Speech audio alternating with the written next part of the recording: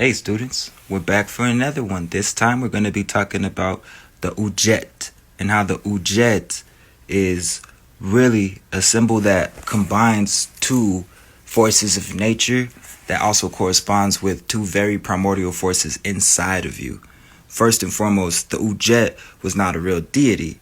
It was a Kemetic symbol that unified the symbol of the bird and the symbol of the serpent together.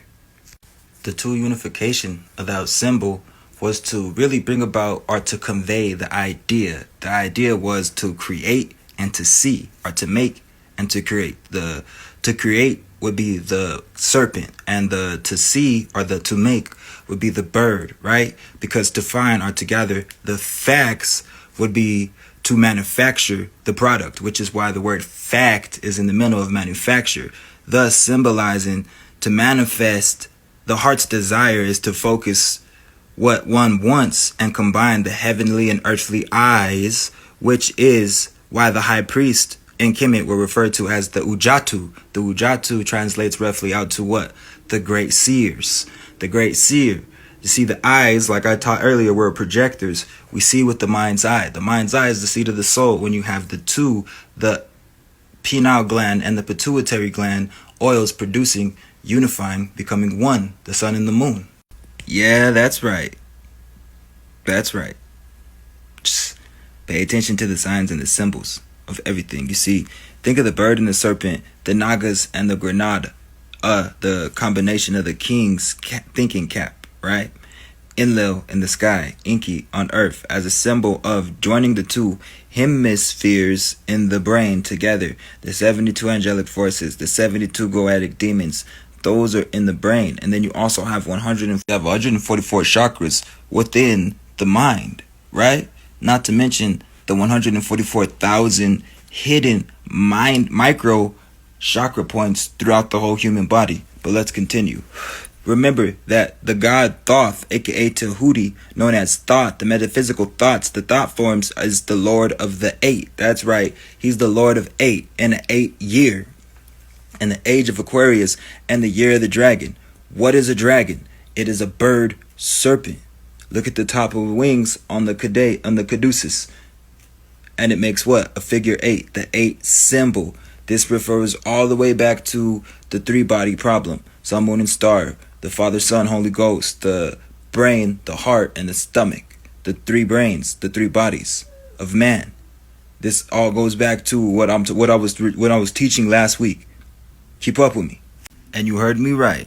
Thoth, aka Tahuti, also known as thoughts, your metaphysical thought, is referred to as the Lord of the 8. This is an 8 year in the year of the dragon. What's a dragon? A bird serpent, the UDJET. Okay? Now let's continue as I read along from the notes that I have. Okay? It says here, the Lord of 8, the God of knowledge, wisdom, magic, speech, is Thoth. Also, the Iseus, the Iesous, who was the Gnostic version of Jesus, the sacred fish, is the numerology sequence adds up to a 888, a figure 8 that is folding backwards and uncoiling and twisting and doubling upon itself like a DNA sequence. Yes? Thus, the DNA spiraling H is the 8th letter in the alphabet. Go ahead and look at the alphabet and count down. What is the H? When the H spirals, it's the double helix. Okay, this is the hidden letter. This is the hidden knowledge. This is the language of the birds I'm teaching you. Okay, which is why the ancients spoke of the 8 great powers, the 8 great sages that correspond to the 7 hidden nervous systems in the body, plus the 1 hidden nervous system in the brain and in the heart, thus making it the 8 hidden nervous systems. You see, our ancient ancestors were masters of the anatomy, analogy, and puns. For example, it all goes back to the balancing parts, the aspects of the duality I was referring to when I was teaching y'all about the Hermetic principles and the 12 universal laws. This is symbolic of that and how it can coincide and correspond to the elements inside of you, specifically with the 8 and the letter H. Let's see what I have written down here in my notes. 8, the 8th letter of the alphabet, which is why the ancients spoke of the 8 great centers. Yes? which is why they always say our ancestors were experts in anatomy, analogy, and puns. As you can see here, the pharaoh's headdress, the crown with the vulture and the viper, the cobra and the ibis together is symbolic of Osiris's crown, okay?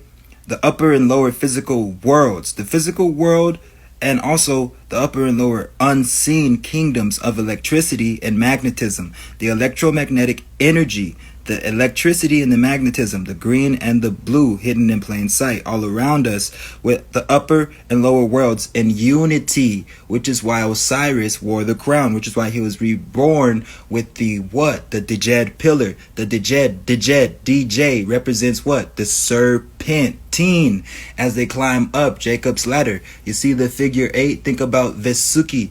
Think about Vishnu.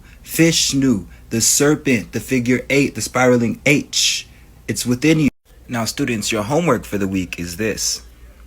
There's 3 different types of melanin, and all 3 types of melanin have a specific function in the body. They go back to the Latin and Greek etymology.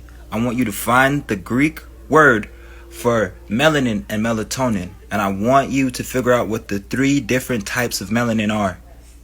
It all has something to do to factor in with the triple blackness of space, as you see in the background here, and our next lesson plan, which that's your homework. Also, a side assignment, in case you don't want to do that one, is to figure out the esoteric and spiritual uses, function, and meaning of the color blue and the color green, its origins and translations.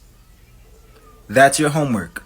Decipher and figure out the definitions, uses, and functions, symbolism of the color green and blue, or, like I just said, plain and simple, that's the homework.